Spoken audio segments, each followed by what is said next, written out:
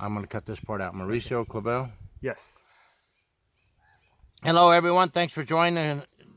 Hello, everyone. Thanks for joining us today. I am with Mauricio Clavel. I am in Mendocino County, California, and I'm very happy today to be able to interview him because he is a part of a very important program for juveniles.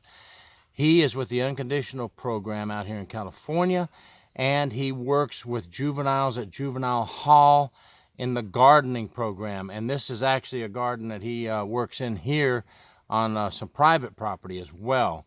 I really appreciate you coming today to talk to me. Thank you, Gary, for having me. And I appreciate it. And I appreciate what you do because we have to start with our juveniles. Yes, sir.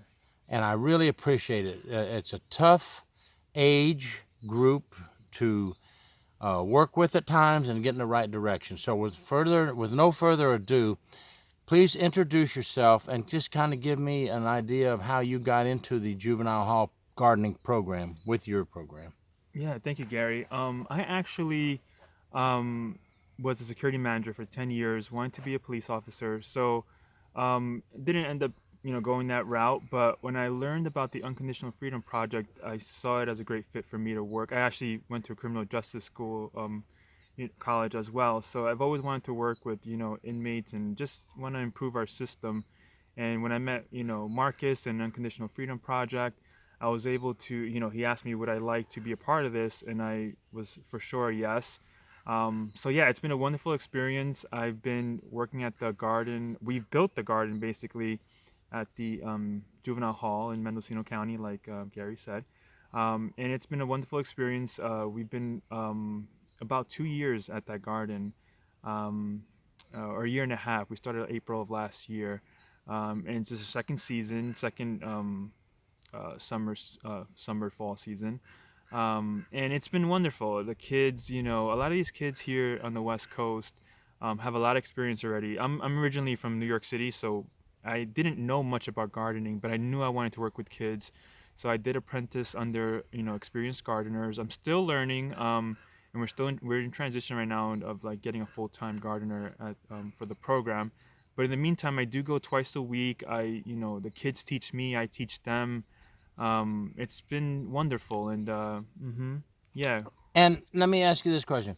When you're working with these kids, I don't want to know names, of Hmm. course, because they're juveniles, and I don't want to Right. know specifics, but Hmm. in general, from the lightest incident to a severe incident, Hmm. what do they range from? What are they in juvenile hall for? Got it. Yeah, their ages range around 14 to sometimes if they turn 18 in the system, they stay there until they transition out.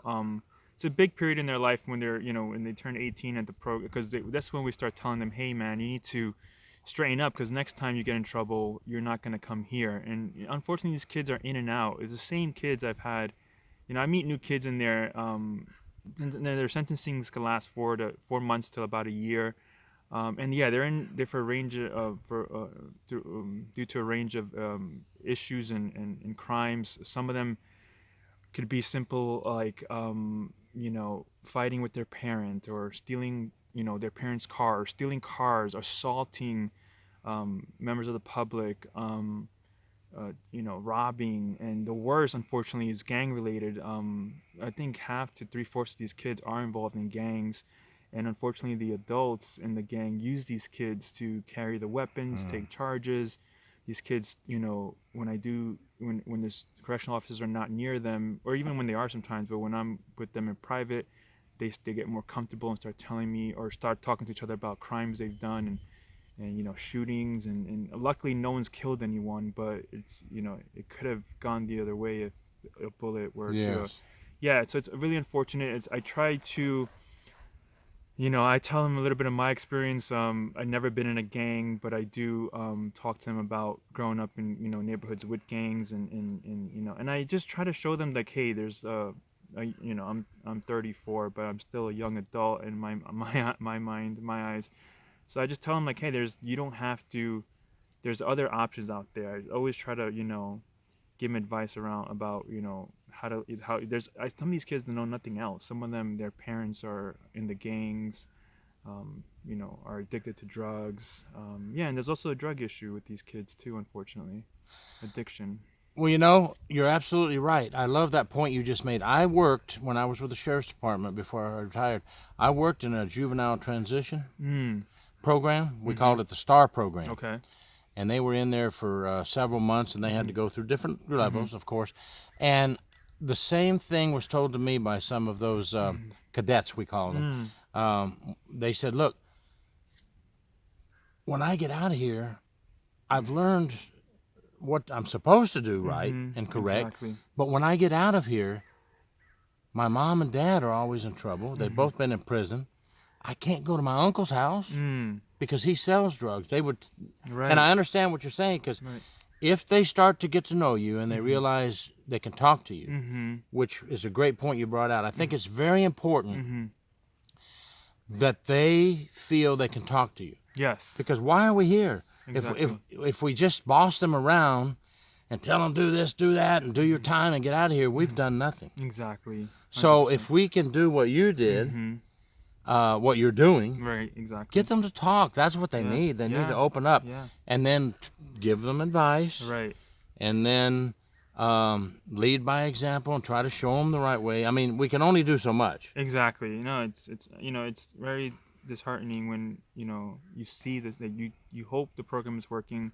I believe it is, and these kids, it's like a hamster wheel. They just keep coming back.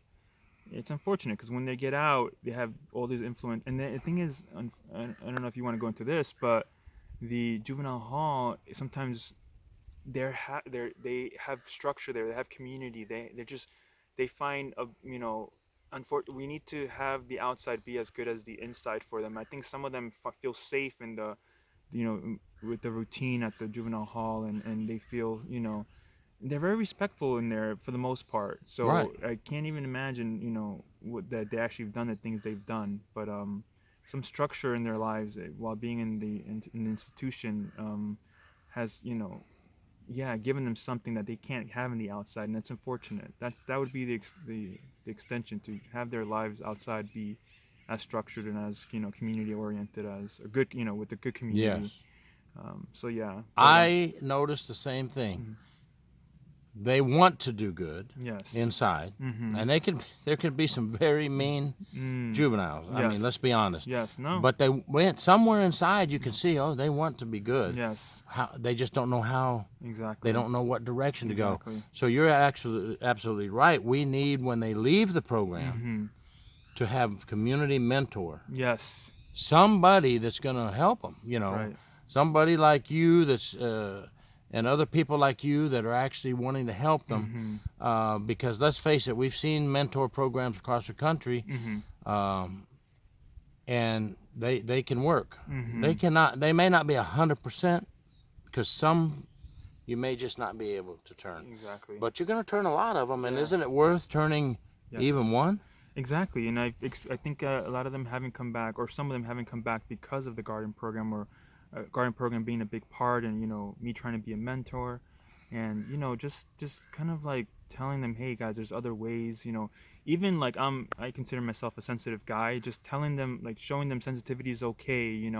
When they tell me about some of the things they've done, I'd be like, wow, that's either terrifying, or I've never done that. So like, there's a way that they see, like, hey, like, there's a man or another young man or a man who's proud of because that's where they get their identity from, and their sense of worthiness, how, especially those in the gang, what they've done. That's all these kids kind of talk about, like, to each other, like just building up their reputation. I've done this, I've done that, I've held that, I've shot this. I I try to infuse other topics of conversation, my time in church, and family, and traveling, and just have him see there's other things out there versus this gang related life or doing bad. And then one kid in particular, his dad's unfortunately an alcoholic, and likes to beat on his mom, and he stands up for his mom sometimes. I don't know exactly all the details or why he keeps getting incarcerated, but But yeah, apparently, when he's a big kid too, he beats on his dad when he feels like he has to, and it's unfortunate. And sometimes I feel like he just wants to come back all the time because, yeah, like he It's just. a hard Mhm. situation you're Yeah. discussing. We don't know, of course, all the facts. Hmm. He may have some issues as well, but obviously his dad has some issues. Yes, And definitely. obviously, if you feel the same way I do, if somebody was beating on my mom, Hmm. whether it be my dad, my Hmm. brother, my uncle, whoever, I'm going Hmm. to jump in and help my Yeah. mother. I'm Right. sorry. Right. I'm not trying to be Hmm. advocating that. Hmm. But sometimes we have to protect someone. Yes. So then the police come, and who gets to speak the most in those cases? Most of the time, the adults. So Exactly. we don't know what was said. And these And kids what. have a record, unfortunately. So now anything else they do, violate probation, all those things, they just keep coming back. And Yes. Yep. part of me, and they would never admit it, but part of me does feel that they want to be there at some level because it's just a better situation for them than it is at home. And I've had a kid admit that before actually, Mm-hmm. so it's really Mm-hmm. sad Oh, to yeah. hear. He's like, like he actually eat better, like wow, like Cleaner, cleaner, place to sleep, eat, friends that shower. play the facility institution is a good one in the fact that they don't keep the kids in the cell too long. It's usually That's a yeah. good point. So they're outside a lot. They're interacting. They have programs. They have school. They have correctional officers who mentor them. So And I agree with you on the cell part. Thank you for pointing that out. mhm, I mean, it is a juvenile hall, folks, okay? mhm. We're not in a state prison, so remember that. So the more we can keep them out of the cell, Yes, sir. Hmm. the better Yes. for them.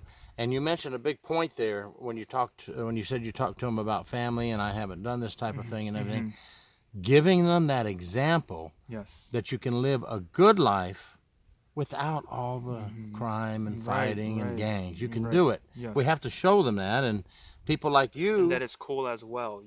That's right. Yeah. It's cooler. Cooler. We got to show them that it's cooler Yeah. to be a non-criminal. Yes. And I've always told them, don't you want your freedom? Right. Don't you want to get in your car anytime you want and go down to Dairy Queen and get an ice cream, or go to a movie, or go fishing? The freedom to move about and do what you Yes. want Yes. without anybody looking over your shoulder, without any worries. Right. We've got to try Right. to. It's a good point. You I have elaborated on that with them. I could do more of it. And again, like I can't change a kid who's had the hard life, in a day or two, or in a week, or in a year. But I'm hoping later on in the future that I even tell them, you'll remember these moments, those times. I like to do with them. At the end of each program session, we do a sort of prompt of what they enjoyed that day. I go around and ask each kid, what was a special moment in the day, or what are you grateful for, and they really open up in those times. And and then when a kid is leaving, we like to do what we call intimacies, where we all share something special about that person, something we'll miss. And I tell you, because as an adult, you remember things that had an impact on you 10 years ago or whatever. correct. So I tell them, like, you guys will remember this, and and I just try to, there's one sensitive kid that was there and who get picked on a lot. And I would just tell him, hey man, like, I'm sensitive too. I was bullied as a kid. You'll be all right. And he really seemed to gain confidence with time went on, and he hasn't come back. So I'm grateful for that. That's what you Mhm. want. You don't want them to come You back. don't want That him to means come something back. was done right. Yeah. Now, I am curious about one thing. Yes, sir. The gardening program, Hmm. just briefly, or take how long you wish, to Mhm. tell us how things you make them do in the gardening program, Yes. what they do in Hmm. the gardening program, and have you had any feedback? I don't want to hear about from staff. I want to hear Hmm. the feedback you've gotten from the juveniles in juvenile hall Hmm. on the program. What have they said about it? Yeah, I have heard from the kids. They really enjoy it. I mean, a big part of it is being outside, being in nature. They do have outside time, rec time, where they're playing sports, but it's a little more faster paced. And here in the garden program, they interact with the plants.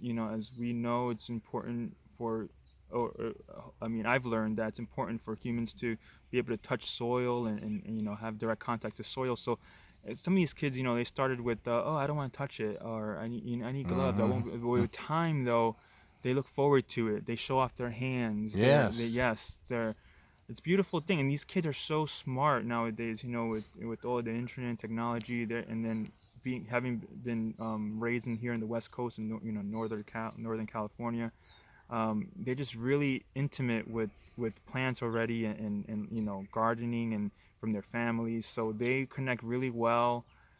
Yeah, and they love, the kids love harvesting and eating as we go. I mean, sometimes we don't even take a harvest away because they've eaten it all. 'Cause Right. the stuff they get from the garden is even, it tastes better, it's more nutrition. Of course. Yeah, nutritional than what they get, for their meals. So they're eating cucumbers, Right. strawberries. We have wild raspberries, blackberries as well, and they're just eating the little tomatillos, tomatoes. They love jalapenos when we grow those.